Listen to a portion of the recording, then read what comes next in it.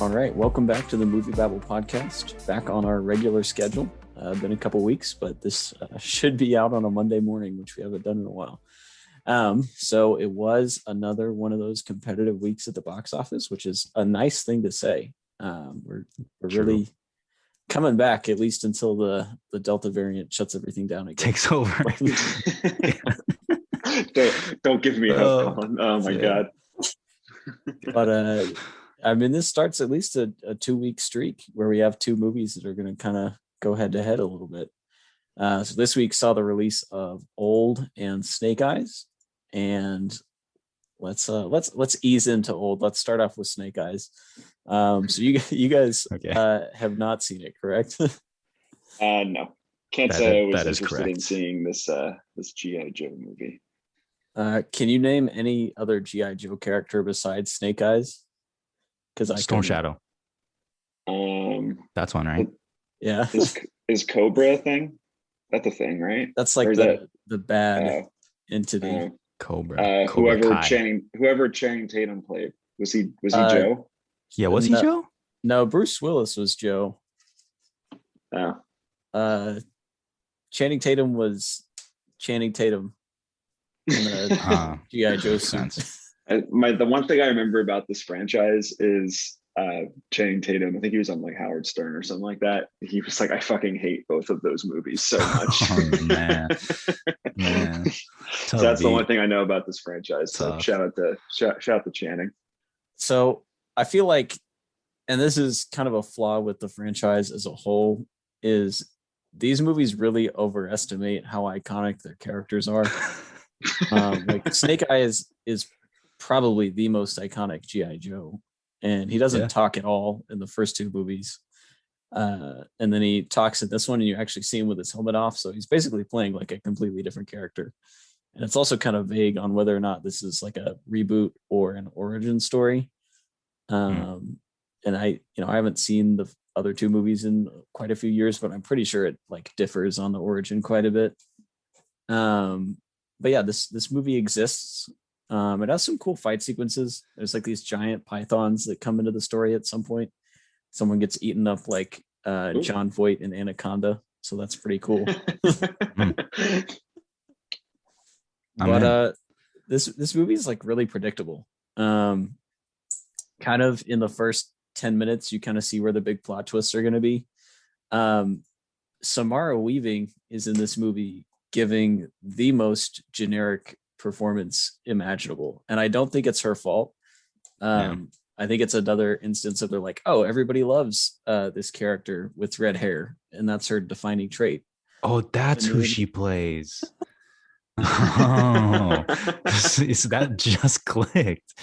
Oh, dang. Okay. And she feels like a late addition because there's quite a few dialogue scenes where you can't actually see Samara Weaving's face. It's just like over the shoulder from behind her. And then she has like one walk and talk for about 2 minutes halfway through the movie, and then she is just completely gone until the very end. And she just like shows up and shoots some things, and it's like, oh, wouldn't you love to be a G.I. Joe? And then she's fighting, and it's the hair is all over her face so they can hide the stunt double or something like that, because she was only on set for 5 minutes. That stinks, because I really like her, and I feel like she is like she's anything but generic in all the movies she's in.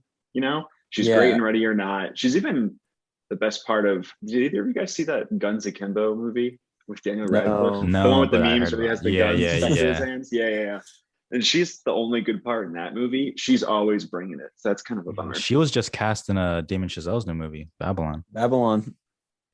Which I will, man, oh my God, I would cut off my arm to see that right now. First new Tobey Maguire movie in like 8 years.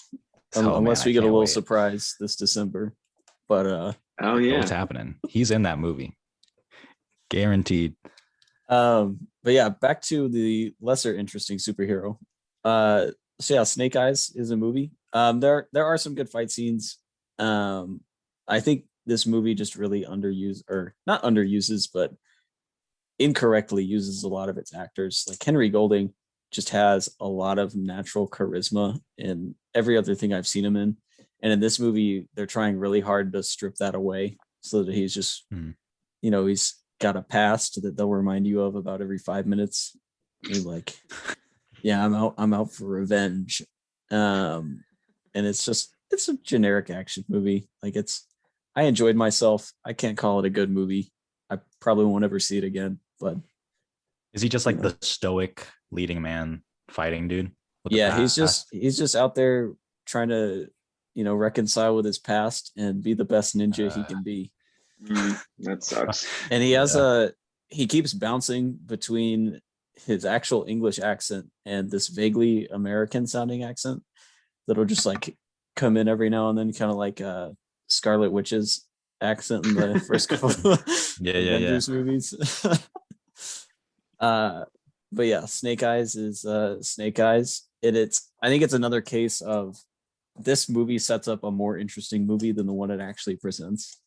Because like the whole movie is like, oh, look how good friends Snake Eyes and Storm Shadow are, where it's pretty obvious that they're gonna hate each other at some point, and then that big twist comes, and you're like, oh, I'm finally interested in this story now, and then the movie ends. It really seems like it's because this is from Paramount, and they obviously I think we've talked on this podcast a lot about how much they struggle. They've been struggling the past few years. They have Mission Impossible and they have A Quiet Place, but they've been quietly selling off all of their movies other than that to all these streamers, like Colin's favorite movie, The Tomorrow War. Heck yeah.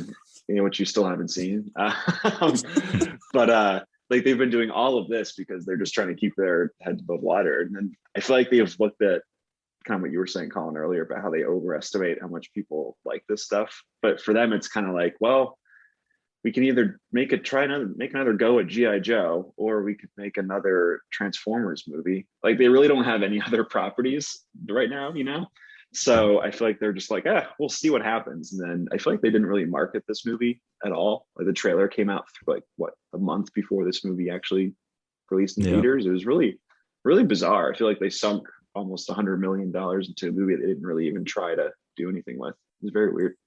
Yeah. So the trailer came out and it was like right at a minute long and didn't tell you anything about the movie. Exactly. Yeah. And I saw Henry Golding was like doing interviews on he was like doing like gaming sessions with like notable gamers, and they would be like, hey, how about that Snake Eyes movie? And he'd be like, yeah, it's coming. And that would be it. That was the marketing for the movie. So I mean, I don't know. No one really cares about G.I. Joe, I feel like, unless there's like one person that will comment on this podcast and hate me for forever. But that's fine. But I just think it's so bizarre if you're going to spend so much on this property. And it looks like they tried with the action. At least the action looks fun from the 2-second clips we've seen. But I just think it's weird that they just they're like, this movie's a lost cause before it comes out. It's very, very weird to me. Are you going to see it, Nick? Are you going to go to a theater and see Snake Eyes? That'll be a sad day for me. I mean, I spent this entire weekend watching Twilight movies, which we'll get to in a little bit. So maybe I'm there. So why not? I feel that. Right after this podcast, going to the theater. The thing is, this is such a late sequel or like reboot, whatever you want to call it, to two movies that were never huge successes to begin with. It's just kind of a weird thing where, it's been 8 years since G.I. Joe Retaliation, which in itself was already a reboot of the franchise because the first one didn't make enough money. And they're like, what would be perfect right now? If we just dropped 100 mil right out of a pandemic. It's like they're the underpants gnomes from South Park, where they're like, make movie ? Profits. And they keep doing it, the same thing over and over again. Dude, Paramount's lucky A Quiet Place 2 is still holding up. Yeah. Well, they have Paramount Plus too, which is anyone to subscribe to that. So dude, iCarly's paid the bills for Snake Eyes right now.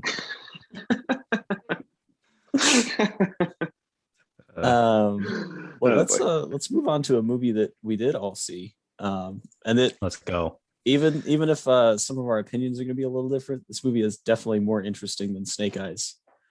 So let's jump into Old. Lots of good memes coming out of this weekend, so happy to see that. But what are your general reactions to Old? I really liked Old. It was really good. Speaking really close to my microphone for a fact. No, I feel like I'm the only one on this podcast who likes this movie. So I'll clear the floor for you guys, and then I can come back with my rebuttal, I guess. Yeah, this movie is like fucking weird, and not in like not in like a cool way. Let me say right off the bat, M. Night Shyamalan, like he makes some entertaining movies. I will always give bonus points if a movie goes by fast and I'm not bored, because I hate boring movies. But this was just a very awkward experience for my eyes and ears. It was just I don't know, like so many choices were made, or maybe not made, that I was like, what is this? Like, what is this shot that I'm looking at? What is this shot? There's like half of their face, like three people's face, and I'm like looking at the sky, and Thomasin McKenzie's talking like a child. I don't know. It was very, very off-putting for me. I was like, what is going on? Like my theater, like half the theater was like laughing, and the other half didn't know whether they should laugh or not. Very awkward experience. I didn't really like it, but fair enough. Yeah, I think it definitely takes some bold swings, which I feel like is pretty typical of Shyamalan. Outside of The Last Airbender, Oof. he's at least oh my god. Oh fuck. He's at least trying to do interesting things. But Old, I'm kind of in the same boat as Jonathan. There's a lot of it that was just really weird. So this is my galaxy brained ish take. Well, I guess not, because I've actually read some other reviews and some people seem to have a similar like, I guess, reasoning that I do here. But I look at it where the beginning of this movie and the ending, while the ending is very, very weird, and maybe we'll talk about that, which I have no rebuttal for that ending. Very bizarre, very, very weird. But the acting at both ends, the beginning, before on the beach and after the beach, the acting is not very bizarre at all. It's actually pretty normal. Maybe the shots are still kind of weird, but the acting itself is just this very, it's a movie. It functions. People are talking as they normally would talk, and it's okay. So we get to the beach with this amazing cast. This is a really good cast, and this is also one of the big COVID production movies. I think it was one of the first back into production, like last year. But I look at this cast, and it's got Gael Garcia Bernal, Vicky Krieps, and Rufus Sewell, Alex Wolff, and Thomasin McKenzie, Eliza Scanlon. Like, these are all amazing actors who I've liked in basically everything they've done. I think Vicky Krieps in Phantom Thread is like one of the best female performances I've seen in the last 5 years or so. So I come at it with that perspective, where all these actors are amazing, and they're not kind of like automatically get terrible with Shyamalan being their director. So I'm looking at kind of what the idea of this movie is, and it's time passing by so fast that no one can comprehend it. And when you look at all of their performances, they're all acting as if their pasts, their presents, and their futures all at once, which is kind of why you get like Eliza Scanlon, which in that very awkward sex scene with Alex Wolff. Oh my god! Which is interesting. When you look at it as their pasts, they were like just children, 3 minutes ago, or whatever the logic of this, and now they're in their 20s, and then they're gonna be, and they have like weird like moments where they talk where they're like 40 or 50, and that this is all colliding, and their brains have no way of like comprehending it at all. So I feel like that kind of I think it's a decent reason for why this is so bizarre, because I just think you have so many popular, or not popular, but just really just like solid actors here who are just always dependable. It's like I think that's the way I see this movie, where it's just their minds cannot comprehend how crazy what this beach is doing to their heads. So it's kind of just like they're all scrambled, and they're all trying all these very bizarre things, and they're all talking in ways that don't make sense, and all of their mental illnesses are going out of whack, the ones that have them. So in that way, I think it's actually really interesting, because it's all these timelines colliding all at once to create this kind of like this freak out, this psychological freak out of a movie, which I thought was kind of cool. So there were moments where I laughed really hard, especially my boy Jaren, just constantly saying his name is Jaren to all the other people, which I don't have a reason for that as well. But I think that point I've laid out, I feel like is kind of why I'm attached to this movie, and it's very, very odd. I will give you that, but I liked it. I thought it was really interesting. Why there's a character named Mid-Size Sedan, bro? The first what time the hell was that, dude? The first time they said that. I don't have that. I actually did a double take in the theater. I got no response for that. I looked to my girlfriend. I was like, what did you just say? I was like, why is that girl freaking out? Like, he's like a rapper named like Mid-Size Sedan. I was like, what? Shout out to that dude. That guy's his name's Aaron Pierre, and he was just in Barry Jenkins's The Underground Railroad. And he was unbelievable in that, and now he's just he's a rapper. First of all, he should be like a model or something on top of that. I mean, my God, that man, that is a beautiful man. But two, all of his lines are "damn." That's all he says. Damn, and his name is Mid-Size Sedan. Why did Shaymalan do him so dirty like that? That's one thing that I got. You guys just got me. Make him add like Lil Sedan. Like that as a rapper, mid-size sedan, dude, mid-size. What? Okay. There's a weird thing with Shaymalan, because have you guys seen The Visit? Yeah. His found footage movie where the kid in that is like really obsessed with rapping too. Yep. And then there's a few parts where McAvoy's the Horde character is rapping in Glass and Split too. Mm-hmm. There's something there where he just really loves rapping and he likes to show it in the weirdest ways possible. He needs to stop. See, mid-size sedan seems like a very boomer name for like a rapper, where they're like, yeah, that sounds like something the kids these days would think would be a good name. Mid-size sedan. Well, I got nothing for that, but I really like what all these actors are trying, because they're all these different ages and all these different timelines all at once. And I think that explains a lot of their reactions to things and how weird they're interacting with each other. But mid-size sedan, that's tough. See, I got nothing. I wasn't too off put by the performances, because that's one thing that I actually did like about the movie, that a lot of people seemed not to.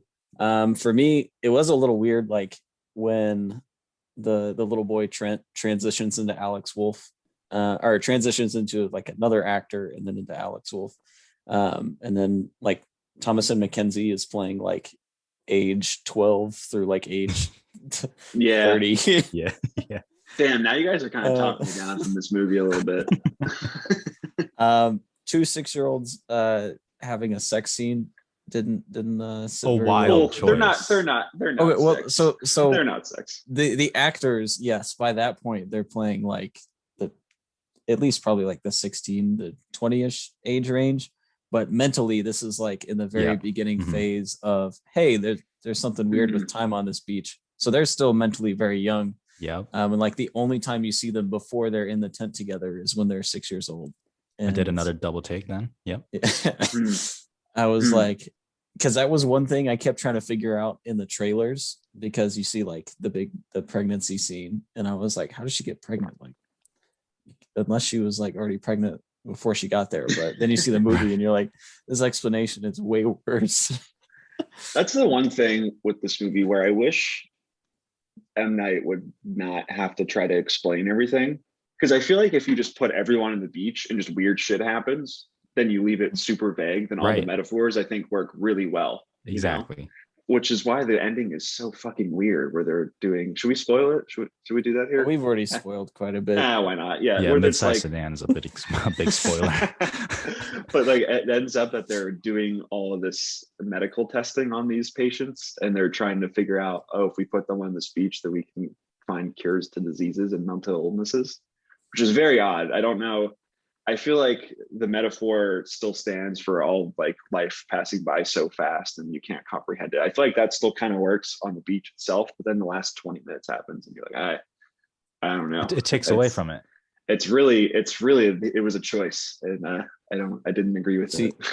That's actually the part of the movie that I thought was the most interesting. I wish we could like I wish we could have seen more of the experiment side of things, and like gotten because it's all very surface level. Like you basically get to the tenth scene, you're like, oh, did they escape the island or not? And then it cuts to M. Night's character going into the medical facility, and then the hotel manager is like, here's exactly what we're doing here, and kind of explains that away. But then they don't really do anything with it. I feel like there would have been a lot of interesting ground to kind of see the lab people doing all their like medical study and kind of looking at like the ethics of human trials, basically. Shout out to Shaymalan just making himself the most important character in the movie. It was just like that ending scene was very much window dressing with all the medical thing, where there's not a lot of substance to it. They're just like, here's why this is all gonna make sense. It kind of feels like two movies put together, where that's an entirely different movie that I think probably works over 90 minutes. And I wish this movie was just all on the beach. But I like the beach stuff a lot, where it's literally all logic is breaking down, so even all the weird camera movements that you were mentioning, John, earlier, I feel like work because nothing makes sense anymore on this beach. And I feel like the logic of there being no logic, if that makes sense at all, I think is consistent throughout that. And then it changes once they're off the beach. So I think all that was very intentional to me on there. So I thought that stuff was actually really, really good. I like the body horror elements. Yeah, that stuff was good too. To me, that was like the coolest part about it. It felt like calcium pills, damn. And I saw a couple articles speculating on this, but it felt like he was forced to kind of cut some of that short. Because even like the pregnancy scene, I feel like we didn't even really see a whole lot of that, even compared to what was in the trailer. Because this is PG-13, right? Yeah, so, and then with the scene with the tumor, you like see the tumor at the very end, but you don't really. Yeah, that was wild. Like, there's not. That was pretty gnarly. Yeah, I mean, that stuff was really good. Still pretty sick. That scene with the bone breaking. Yeah, was my favorite. That's some. That was disgusting. Yeah, that was nasty. That was really gross. I thought that stuff was really good. I really wish if you could cut off like the first 15 minutes and the last 20 minutes, and we just get a 60-minute movie on the beach, and release it that way. I think this movie is like a really good movie. Like it starts with that little girl just like singing, and Vicky Krieps is like, "Yeah, sing it, girl." I'm like, "Oh my god, like is this how we're starting right now?" Like I'm already annoyed, kind of. Let me get on the beach.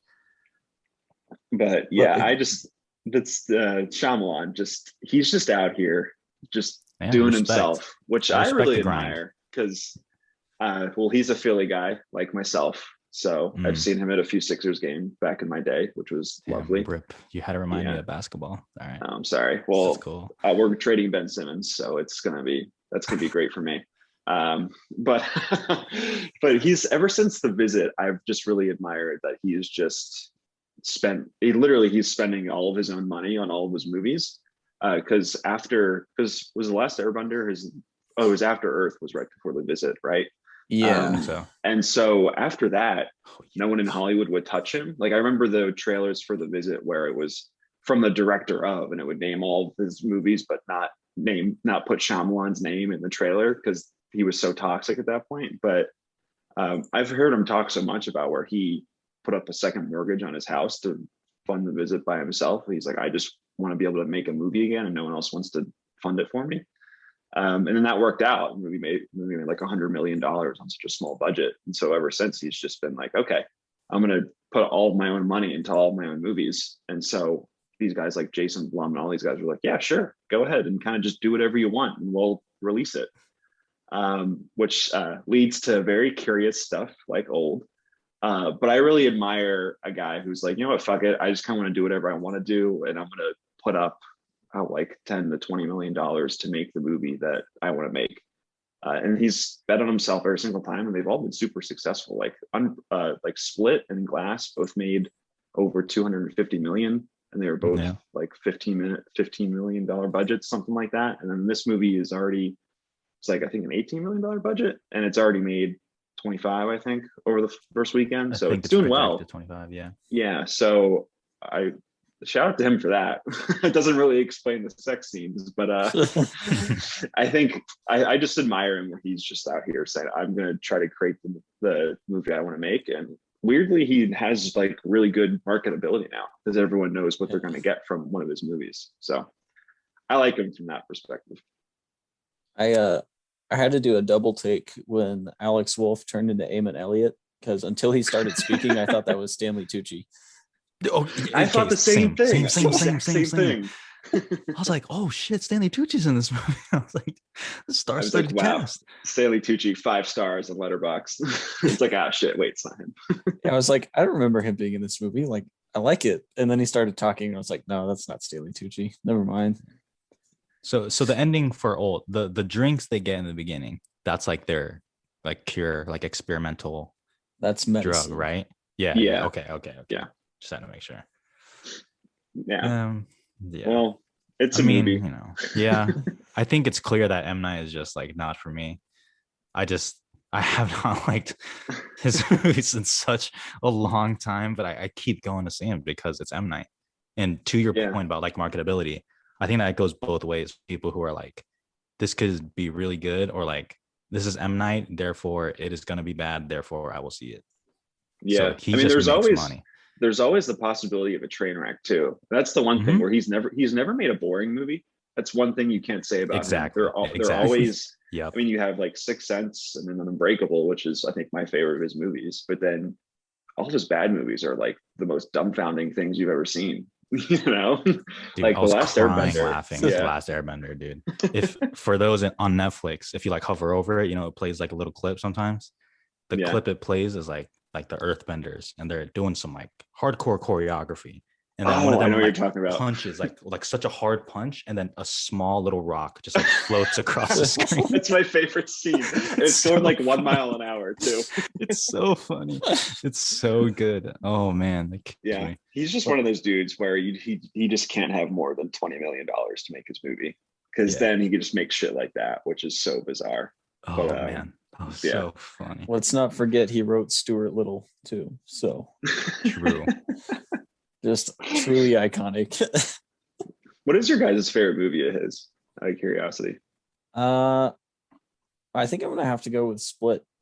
I really like McAvoy in that movie. I would probably be boring and say The Sixth Sense. I don't really like Split.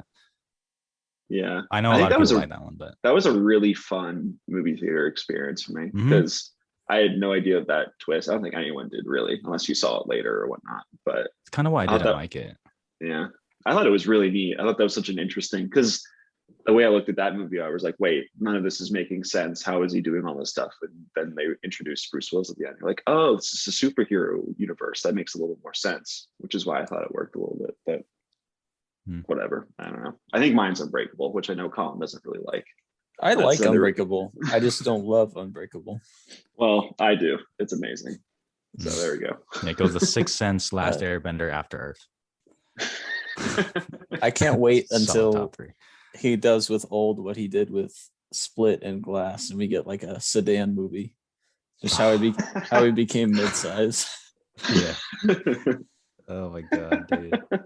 That's what he's introducing all these rappers. So he introduces the Kid in the Visit, then you got mid-size sedan, then you got whatever the rapper persona was in Split. You put all those together.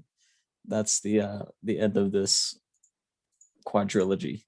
I'd see that. Why not? It's probably gonna happen, dude. Well, I think a lot of people are putting this on the level of The Happening too, which is kind of funny because people will see all the performances and like, what the hell is happening with this? But who released the clip? I think it was like Fandango or something. Released like they just like released like a small clip from the movie and they just put it out on Twitter. Man, that's a tough beat for M. Night.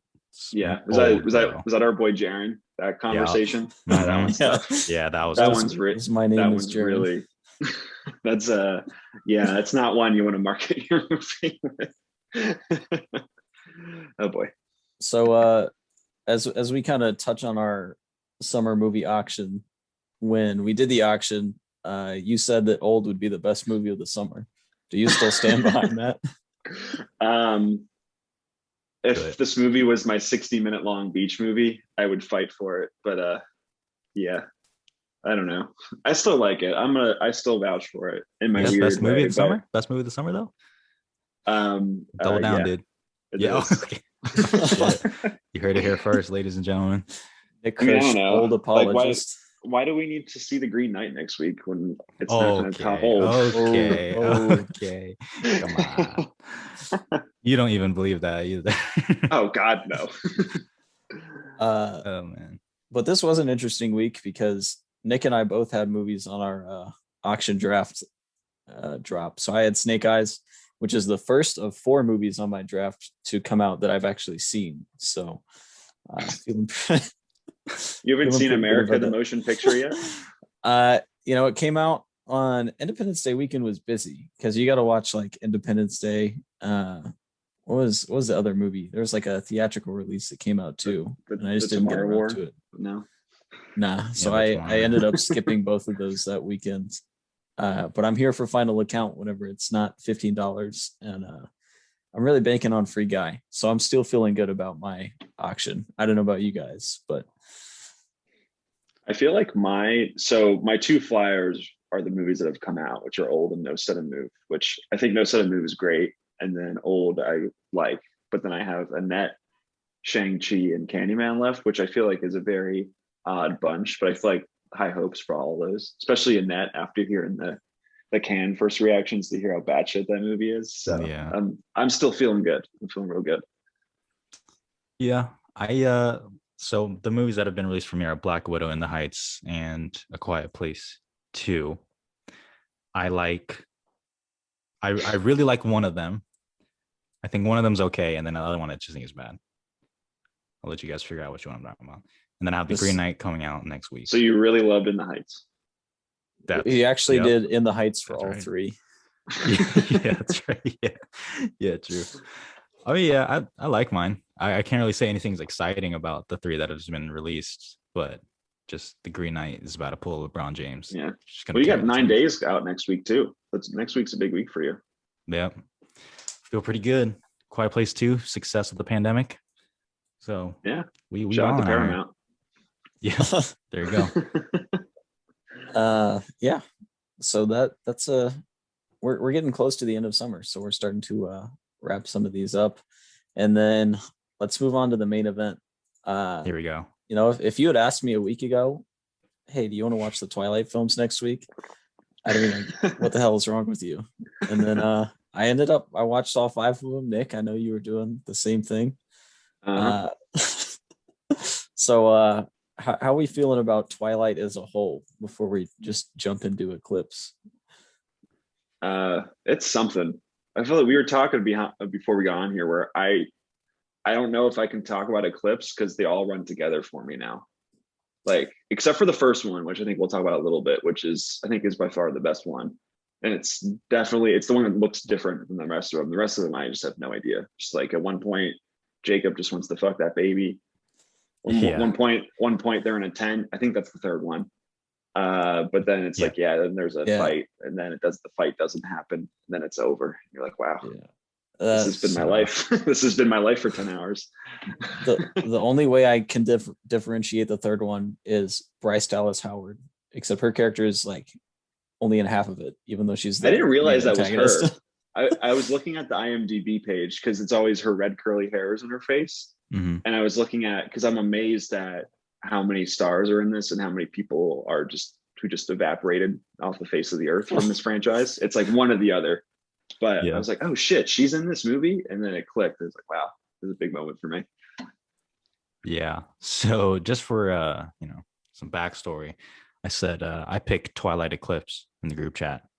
And like one of the first responses is LMAO. Is that actually your pick? I'm just like, yeah, it's like this is my pick. We're gonna talk about Twilight for like an hour because this is one of the most confusing franchises to me, like ever. I cannot fathom how big this was. Like when it came out, when I was in like fucking junior high or whenever the fuck it was, I saw a movie. I think it was Eclipse. I saw it in the theater with a girl. And then when the title card appeared, she started crying because she was so excited. And that was the last time I ever saw a movie with her. like the staying power that Twilight has is unreal. It is on Netflix right now. I think almost all of them are in the top 10. They're all in the top 5, when I watched. What? Oh my! That's amazing. Jesus, that's so amazing. It's yeah. So I talked about this a little bit in our group chat when you dropped Twilight. It's the pick of the week, but I lost a bet at the wee age of 11 and read all the Twilight books. But this is the first time I've ever seen any of the movies. So it was weird because I knew what was going to happen, and then it happens, and just when Edward's very fast, like all the memes started clicking for me too. Like it feels like a fever dream, and kind of like Nick said, they all just sort of blend at a certain point. I think there's definitely a noticeable difference between the first one and New Moon, just like stylistically, and a lot. Like that's the only one where Bella's really a backpack is in the first Twilight. One of my favorite moments in film history when that first happened. But the first time I feel like, I hope I have, like, my walls are strong in my apartment, because when he took off up the mountain with Bella on her back, and he's like clearly like his legs are just like flailing like above, like they like clip arped him into the background. When that started happening, I was just like cackling like an insane person in my apartment by myself. So I hope my neighbors don't think I'm weird now. And then I gotta shout out to Bill Condon, because I do like the difference in direction, and especially like how he uses color more than just like the moody kind of dark vibe of the first three when he does show up. But he also directed The Good Liar, so I got to give him a shout out whenever I can. That's so funny, because I was watching, I finished the fifth one right before we started recording here, and I hate his direction in the last two. I'm sorry, Collin. I thought the fourth one. Do we all agree the fourth one, part one, is by far the worst, or no? Do we differ there? I think it's close between that and New Moon. Close. Yeah, it's close. I just don't get Bill Condon. I feel like The Good Liar was my favorite of his. Con. See, so the Good Liar is my old. Like, I don't think it's anything more than just like a very adequate movie, but I'm fascinated by it. But yeah, I think 4 is just atrocious. I hated that one. That was the only one I thought I was gonna. I'm interested to talk about like kind of the views of Twilight at the time and how it got dunked on so much, because that's kind of what I expected. And except for 4, I didn't have that feeling at all. 4 was the only one where I was like, wow, I passionately hate this. The rest of them, I was like, wow, this is just bizarre. And Pattinson's trying some stuff in the first one. But yeah, that fourth one just really is not ideal. Do you remember when these all came out? Like, were these like big? Oh, huge. Yeah. Massive. It's crazy because they made it's a combo. It's like what, 3.5 billion they've made all together, which is absolutely insane. Yeah. On a $400 million budget between all 5 of them, they pulled in a little over they pulled in about 3.6 billion worldwide. So just crazy amount of profit for movies that really aren't that expensive. Yeah. I was really interested too, because there are like a few big franchises I feel like I haven't watched all the way through. And I'm really interested to see kind of like for stuff like Twilight, where it's like, why did so many people relate to this? Like, why did so many people go nuts for this? And I don't like to be like, nah, people are just dumb, so they like bad shit. Like that's not what I'm going for. But I think the first part is really that is obvious. That's just, there's not a lot of content made for teenage girls. There's literally no movies that ever are made for them. Yeah. And I feel like time and time again, we see that when you make a movie for just an underserved market, that they just do really well. Like I like Crazy Rich Asians, when there wasn't a rom-com for a while, it just went gangbusters at the box office. Yeah. So you have that. And then it's really, you can really see like kind of like the wish fulfillment of the entire franchise, where I feel like it probably makes way more sense in the books, but Bella is just such a blank slate, which is why like her character development is just so bad in the movies, and she has no agency at all. But in the book, I imagine when you're reading this and you're in your tween years, you can put yourself into that character. So now you have all these like beautiful people kind of going after you this entire time. And I can kind of see why you, in the right mindset, someone would really like throw themselves into this franchise from that sense, you know. I feel like those are like the two big ones, but yeah, I don't feel like I'm going to dunk on this franchise as much as I thought I would when I first started the first one. So it's an interesting little mix. I really like how there's quite a few scenes in the first Twilight movie where they're subtly hinting that Jacob's a werewolf. But like talking about him and wolves, or like him and the moon, or just like the most overt nods you can make. And it's then amazing. In a New Moon, the first time that Bella finds out, it's like a big, like groundbreaking. The whole plot of these books has changed moment.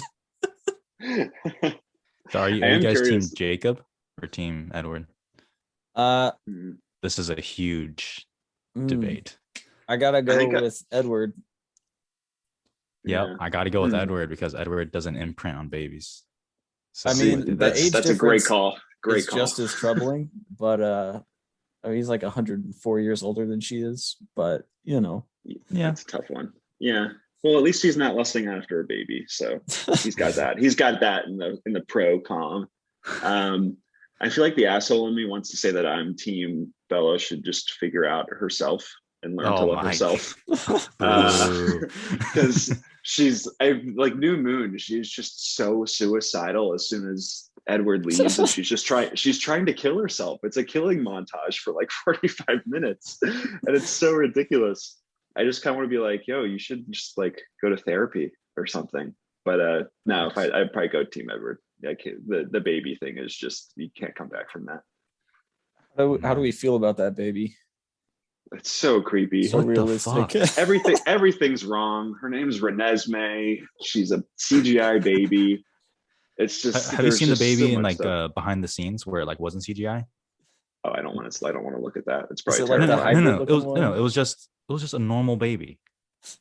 Like just a normal cute baby. So I don't understand why they like CGI'd the baby so creepy. I feel like it was a normal baby until that scene where the baby puts her hand on Bella's face. And then they're like, yeah, we gotta do CG for this. There's like a weird little like pro-choice, pro-life debate that breaks out between Alice. Yeah, I noticed that too. I was like, the werewolves are really interested in killing this baby. This is it's a can of worms. I don't even. Well, there's even like there's one point where one of the vampires is like the fetus, and then like one of the other vampires gets a little pissed, like the baby, and then they had to have like this little little abortion debate in the middle of the vampire romance. Yeah, I can't imagine Stephanie Meyer was like thinking about that hard-hitting political commentary writing this franchise. Yeah, I think it's really interesting watching them all together, where the first one is just so different than the rest of the four, where I actually really appreciate what Catherine Hardwicke, the director of the first one, is doing with that movie, because it's not good. It's not a good movie. I don't think any of these are like quote unquote good movies, but I think there's a lot of entertainment value in the first one, because they're really trying stuff with like the cinematography is just vastly different. It's so desaturated. There's no color, and it kind of works for that brooding sense they're going for. Some like the direction I think is really interesting, except for the backpack up the mountain. That one's tough, but and then like the production design I think is really good. It's like that movie's all practical, and we get to like this like really bad CGI nonsense by the fifth one. And I think the performances are also really interesting. Like Robert Pattinson, I was reading a lot of stuff like behind the scenes where the producers were telling him to try to be less intense, because he was really going for this animalistic kind of really brooding and intense character, and they were like, hey, like you need to relax, and they almost like fired him from the movie because he really wanted to try this different thing. And you can kind of see that a lot in the first movie, where he is really going for it, and he has all these weird like tics, and like every time he gets close to Kristen Stewart, he has like these really weird kind of like recoiling movements to him, you know, where he's really experiencing all this kind of like feeling, I guess, for the first time. So, I mean, the material isn't good, but I think he's really trying. He's trying to make it something better than it was. And there's a really funny behind the scenes story where somewhat like I think Kristen Stewart was saying how he wanted to make it like an Oscar worthy performance because he really wanted to make something out of it. And Kristen Stewart I think is different too, where like all of her little tics, like all of those dissipate, where by the fifth movie she's just kind of nothing, but in the first movie she's really nervous, has a ton of nervous energy, and is really just like twitchy in the same way. And I think it works. They're really going for something there, but it is really interesting to see it just disappear by New Moon. The New Moon is just such an abrupt shift. It's really, really, really bizarre. That was a pretty hard defense of the first Twilight. You kind of went off for it. You went off, dude. I think it's fun. I think it's not good, but I'd watch the first Twilight any day. I love when she steps in front of the fan and Robert Pattinson. It's like, so good. It's so funny. See, like that's the shit that just isn't in any of the other movies. Where that's like a weird campy. Like there's is all like so much good camp stuff in the first movie, and they don't. There's like all those little weird little touches just evaporate by the time Jacob gets buff. It's just. I love that weird stuff. It's just so goofy. It reminds me of like a Joel Schumacher movie, not Batman and Robin, but like one of his other ones where it's just like really Batman weird. Forever. Like that one. Yeah, that's what I'm thinking of. Like the Lost Boys or something like that. Like one of those weird, like broody, like really hilarious 1990s movies that haven't aged well, but they're kind of fun. I feel like that like this is a piece of that, but then it's by the end of the franchise it looks like an SNL skit to me. It looks like a parody of itself. Like SNL's production of Twilight. That's what it looks like. It's so true. And that ending too is just like, I think it's just the ultimate like middle finger. It's like it's none of it happened, don't worry about it. I feel like fine. The franchise, like the biggest weakness it has is it never really does anything with its secondary characters.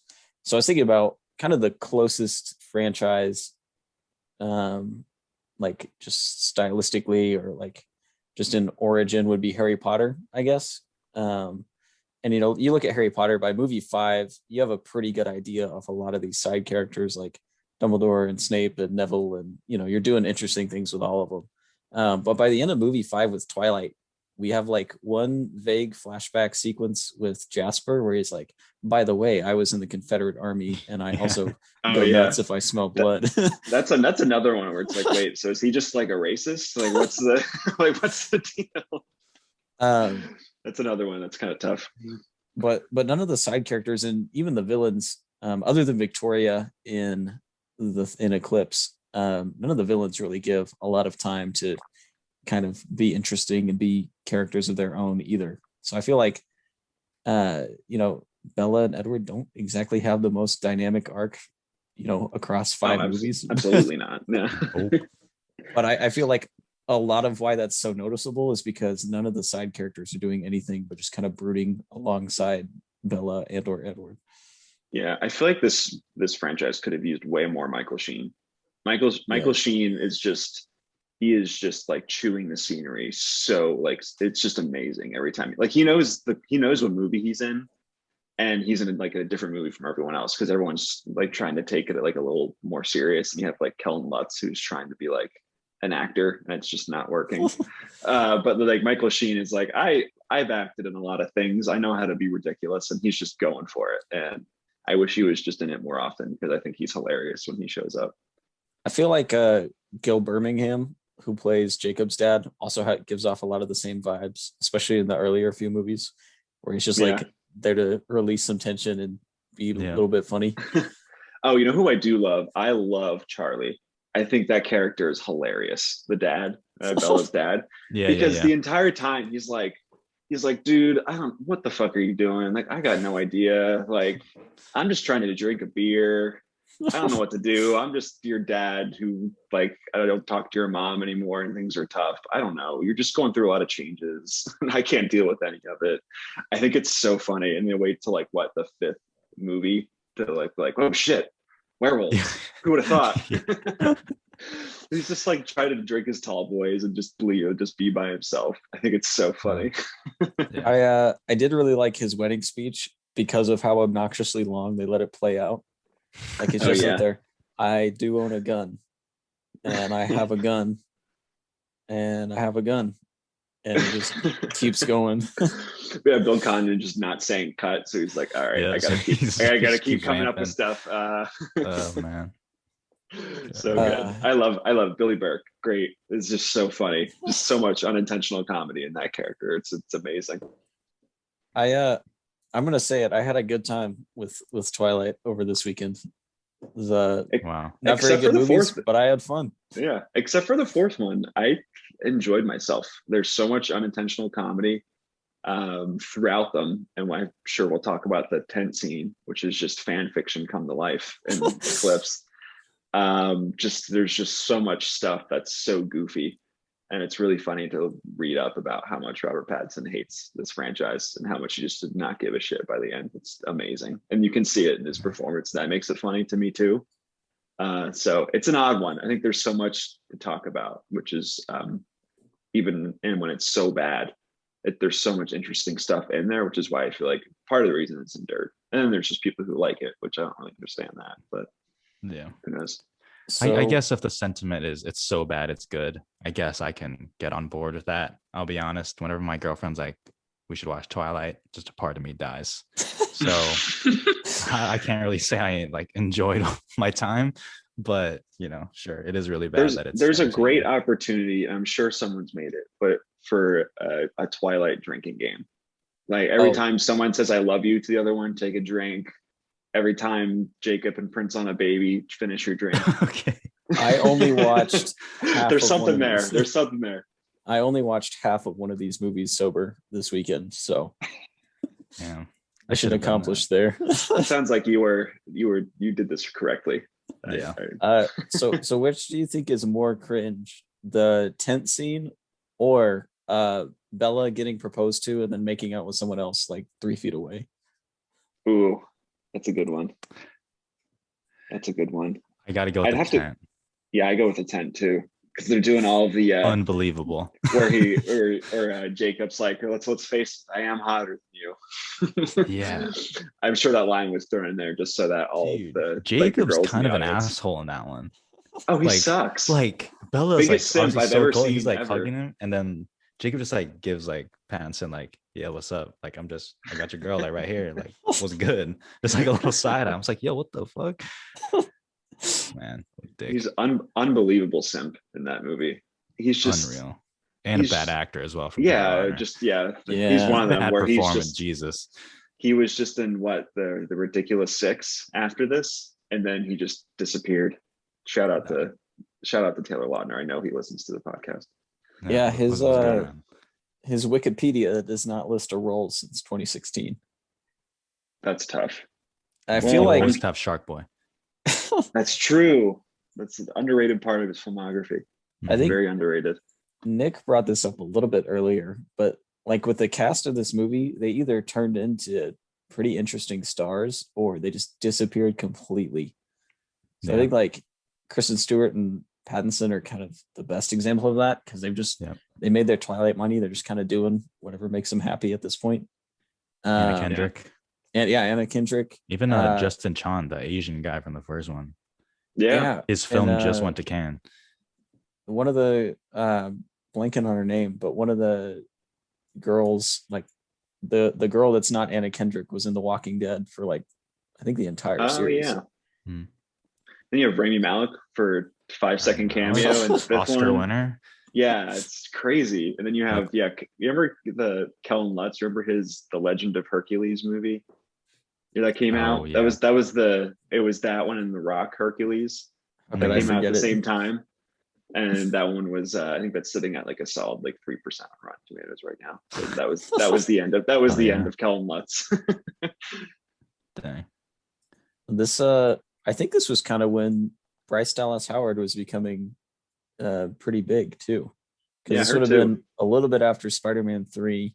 Yep. But then it was like she did this and then jumped into Jurassic World not long after, and like Pete's Dragon, and now she's like a good director. Yeah. Oh, she did. Yeah, she directed one of the episodes of The Mandalorian, right? Yeah. With that everyone apparently likes. I still haven't caught up. And with they're bringing her but, back to direct some more too. Yeah. We're not hearing a lot of Jackson Rathbone content since since Twilight. We haven't really heard from him very much. Do we have any more Twilight thoughts before we wrap this bad boy up? Well, do we want to dive into 3 by itself now? No, I completely forgot. So 3, I think 3 was my favorite of the 5. Oh, interesting. I like the whole revenge plot. I feel like Victoria is pretty much the one time in this franchise we get like a somewhat rounded out villain. I feel like there's actually a little bit of stakes to it. Wow. There's not a whole lot of stakes in this franchise, but I do not like the end fight because I feel like that's so. It's just over so quickly. It's just so anticlimactic. So bad. It's so. And bad. they cut to our boy Riley Beers just also being a simp to Victoria. There's just too many simps in this movie. Then he dies. Yeah, kind of sucks for him. I feel really bad for him. Just turns into a vampire. Then he's like the werewolf like bites his head off or however he dies. That's tough. Really, really tough for him. Bella's just cutting herself again. Yeah. Okay, that was a big cut, by the way. That was. She was bleeding. She's dead in 5 minutes after that cut. I'm like passing out. Yeah. Well, what else is? I mean, it's just a lot. It's a lot of Jacob, just being really hot, I guess. Yeah. Or just shirts like always off. He's just the part that is the most hilarious to me is that his shirt's always off and he's wearing oversized cargo shorts the entire time that go past his knees. And then he's wearing Air Maxes with he's wearing like black Air Maxes with white ankle socks. It's like the funniest thing I've ever seen in my life. Every time they show a wide of him, it was so funny. It's so good. So good. Can you guys rank all the Twilights? Because I'll be honest, for me, to the earlier point about they all start to blend in, I'm like already kind of forgetting what happens in like like half of them. Yeah, I'd probably go. Well, I think I've established that I like the first one, so that's number 1, and then I'd probably do 3 second, because I think second. I think this is the one movie that actually tries to do a little bit of like, it leans more back into the horror suspense stuff that was there in the first movie, where I mean the opening scene when Riley Beers dies, it's like that's like a kind of like a slasher movie scene, because he's running down the alleys and he just gets mauled and dies. That's the opening of your movie, which is just you slap New Moon between that and the first one, and it's just totally so different. But I feel like this is the one that kind of gets that, like, these are vampires and werewolves. There should be like an element of horror to all of this. So I appreciate that. And the director, David Slade, he did the Bandersnatch Netflix thing. So he's done some stuff. I think he's a decent director. But so I would do that. That was number 2 spot. And then the rest of them is kind of where they all run together for me. Maybe I'd go 5 and then 2 and then 4 is last. Piece of shit. I hate 4 so much. Just nothing happens. Yeah, I saw that half-star rating from you. I'm like, oh damn, he's pissed. They just go on a honeymoon, she gets pregnant, and then the movie's over. That's it. That's all that happens. And then Jacob gets excited, and then that's credits. See you next time. Yeah, I think as long as 2 and 4 are at the bottom, I still think New Moon's probably my least favorite. I think I would go 3. I think 3, 5, 1, 4, 2 would be my rankings. I might go 1, 1, 5, 3, 4, 2, 2, 4. One of those. Yeah, those are tough. Those ones are really hard to sit through. It's every other one with this franchise. It's like James Bond. Okay. Yeah. Every other movie is decent to watch. But yeah, I liked the third one. I agree. The ending, like they're really building up. It's like 40 minutes of training. Like we're gonna do this crazy epic fight, and they just kind of wrestle in the field for 10 minutes. The montage, and it's over. Geez. Yeah. Yeah, it's with our Confederate Army leader, Jackson Rathbone, trying to teach all of them. And then the movie's over. But I think there's a lot of great unintentional comedy too, because this is the big one where I feel like this was the one where they marketed it as Team Edward and Team Jacob, because this is the one where they're going at each other the most, and it all culminates in that 10 scene where there's just, I mean, Bella's a cheater. Yeah, she really is. That's true. She's leading him on. Cheater. She's leading him on so badly. It's kind of mean. Jacob, kiss me. I was like, what do you mean? And they just start making out. I was like, oh my fuck. And Edward's just watching. Like, he just proposed. Yeah, like, she said his yes. Thoughts are pretty loud. I was like, oh my god, leave this girl, dude. Yeah, it's something. Yeah, I always imagine it would have been hilarious if they cut to him just like over the trees, being like, "Hey, what's going on over there?" It's like, what's happening? Oh, they're just making out. Why is it so easy for vampires to pull other vampires' heads off? Like, it takes very minimal effort for most of them. That's only. I feel like that's only a big deal in the third one too, right? Because that's where they make the biggest deal of it, where they're like, you just grab them from behind, their face starts to crack, and then you just rip it off, and that's it. Yeah. And like, you have to burn some of them, but then like with the little kid vampire in that movie, or maybe it was the fifth movie, when it goes like back in time and they kill the baby vampire, they don't even chop his head off. They just like toss this kid into the fire, and that takes care of him. But then like, sometimes they don't even light the bodies on fire. It doesn't make any sense. Like, it's not consistent. The newsflash: the Twilight series is not consistent. You're joshing. Yeah, it's like in the third one where you can either just rip off their head, and then they make a big deal about burning Victoria. It's like, what, is she just more powerful, or like what's the deal there, or is it just because it's Bryce Dallas Howard she has to go in a good way? I don't know, but there's a lot going on in that third one. All of it, I think, is really fun to watch, even if probably most of it's not good, and it has a little bit of that little edge to it, which is kind of why I like it. I think it's really goofy. I would watch 1 and 3 like any day, honestly. Any put day. Those on. Well, any day. That's bold. Well, I need to prepare first, because I need like Collin. I need my drink in my hand ready to go. Dude, my friends were recording me watching Twilight Eclipse. Bro, I was going through it, dude. Like, they showed it to me afterwards. It was honestly hilarious. I was like going through it, like visibly upset. But still, I watched it. I couldn't look away. So yeah, there's something about it. You really just cannot look away. It's really something. That's the beauty of this franchise. That's why they're all in the top 5 on Netflix. Yeah, it's got the tween stuff going on. It's got the holy shit, what is happening? This is hilarious. I'll say that, can a franchise like this ever come back again? Like now? I'm sure Lionsgate wants to, because it's like this. Yeah.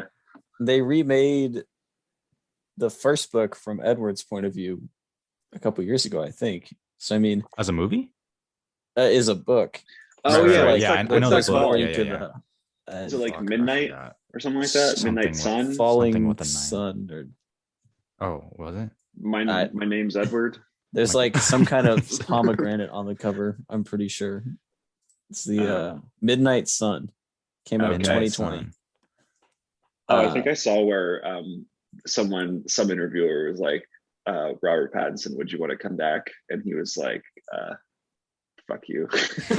Batman would have to go terribly, terribly wrong. Yeah. There was an amazing quote I saw from Pattinson where someone, after it was during like the part 2 like interview cycle, and someone asked him if he took any like mementos from the set to remember his time, and he said, my dignity. Just amazing. I feel like I would love to, maybe I won't want to watch the entire series again, but I just want to, like, you can see just Pattinson, just like his hatred just going higher and higher in every single movie. It's so funny. He's just like, I'm just going to deliver my lines and get the fuck out of here. And then go make a fucking paycheck at this point. And then go make another movie with Claire Denis or Robert Eggers. Nothing crazy. Good for him. He's doing okay, right? His career is really just awesome now. I think he's like my favorite actor, which is the funniest thing. I think he's like brilliant, and it's really funny to see him. Hated him when I first saw Twilight, like when it came out. I was like, this guy sucks. I never want to see his face again. And now he's like exactly one of my like favorite actors. I feel like he shed that like hatred pretty early on, like pretty quickly, because I remember like just being a middle schooler was like, yeah, you had to hate this guy like no matter what movie he was in. But I mean, there wasn't even a lot of backlash when he was cast as Batman, and I mean, they got pissed about Ben Affleck for like just being Ben Affleck, but they didn't seem to care when it came to Pattinson. Yeah, he's just been in so many good movies. Like I think High Life is just outrageous. I like Lighthouse is also, that's like an all-timer. Good time. You know? Yeah, Tenet. Good Time is Tenet too. Even like he's just like he's just so charming when he wants to be, and then also he's just like vile in like The Lighthouse or something like that, and just fully willing to just be bizarre. We excited for Batman? Appreciate. I think so. I feel like it. I am. I think what also helped him is he was already pretty well known as Cedric Diggory before. That's true. So it wasn't like, this is the first time we've ever seen him. Like he had a little bit of like, you know, a little bit more recognition. Yeah. I mean, it's basically, it looks like it's going to be a David Fincher movie with Batman in it. Basically, right? Looks like Seven with Batman. It's like Paul Dano. Sounds great. Yeah. Oh yeah. Paul Dano is going to be doing weird stuff. Like it's probably going to be cool. It's going to be really cool. Yeah, I'm about it. Yeah. Anything else to add on Twilight Eclipse? Sorry to that girl that I saw the movie with. Sorry. I just could not. I know she listens every week. Yeah, I've just never seen that before. I've never seen someone cry when the title card appears. So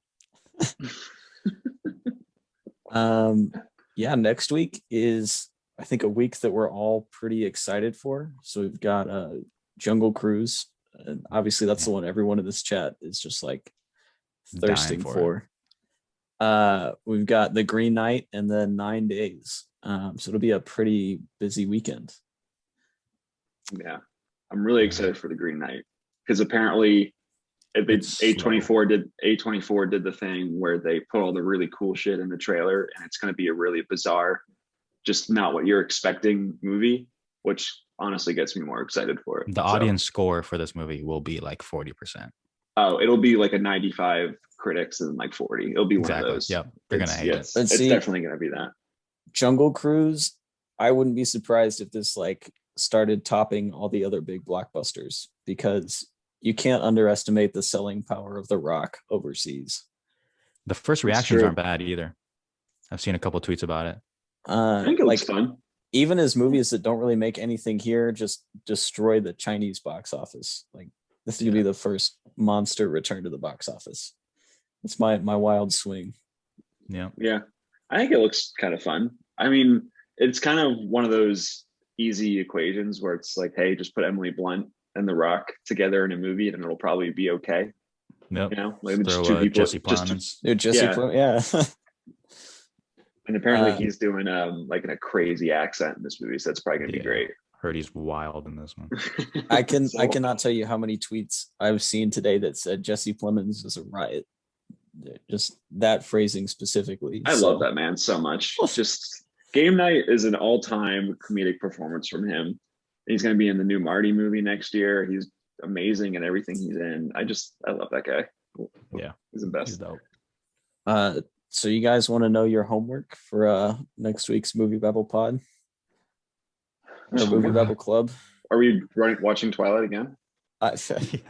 Big surprise. Harry Potter this time. So we're going with a very Green Knight specific movie. So we're watching 1984's Sword of the Valiant with Sir Sean Connery as the Green Knight himself. You always put Sean Connery back in it. This just happened. Amazing by you. I didn't plan this, but you know, it's appropriate. It's free on Pluto TV right now. So if you're listening at home, make sure to check it out. Have you seen all of his movies now? No, I'm getting close though. I'm inching forward slowly but surely. Well, I'm proud of you. Yeah. Well, I want my ambitious goal is to do it by the end of the year. I don't know if that's going to happen, but we're going to aim for it. Have you watched Sir Billy yet? I have. That was I watched that last year. It's it's wild. Good to know. I'll take your word for it. I won't subject anybody to that for the MovieBabble Club. But yeah, God. that was a lot. That was old. That was Snake Eyes, and then catching up on the auction draft. Of course, lots of Twilight talk. Probably won't be talking about Twilight a whole lot here in the future. So have a little bit of an emotional break just to recover. But that was this week's episode of the MovieBabble Podcast. We'll be back next week talking about The Green Knight, talking about Jungle Cruise, and talking about Sword of the Valiant. Remember, you can always check us out online at moviebabble.com.